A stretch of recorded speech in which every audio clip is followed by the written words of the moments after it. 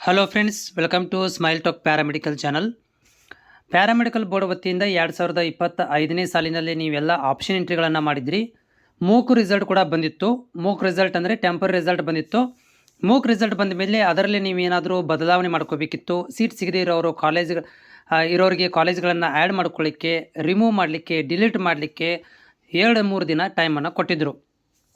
So ಇವಾಗ ನೀವು ರಿಸಲ್ಟ್ಗಳನ್ನು ನೀವು ನೋಡಲಿಕ್ಕೆ ಹೋದರೆ ಇವಾಗ ಏನಾಗ್ತಾ ಇದೆಯಪ್ಪ ಅಂದರೆ ಸರ್ವರ್ ಅಂತ ಬಿಜಿ ಅಂತ ಬರ್ತಾ ಇದೆ. ಈ ರೀತಿಯಾಗಿ ಕಾಣಿಸ್ತಾ ಇದೆ.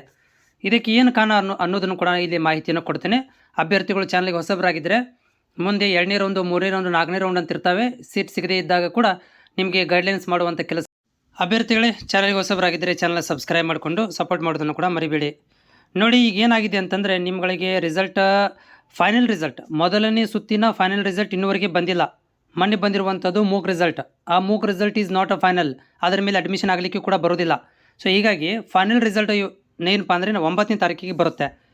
ಅಂದರೆ ನಾಳೆ ಬೆಳಗ್ಗೆ ನಿಮಗೆ ರಿಸಲ್ಟ್ ಡಿಕ್ಲರೇಷನ್ ಆಗುವಂಥ ಸಾಧ್ಯತೆಗಳು ಇದ್ದಾವೆ.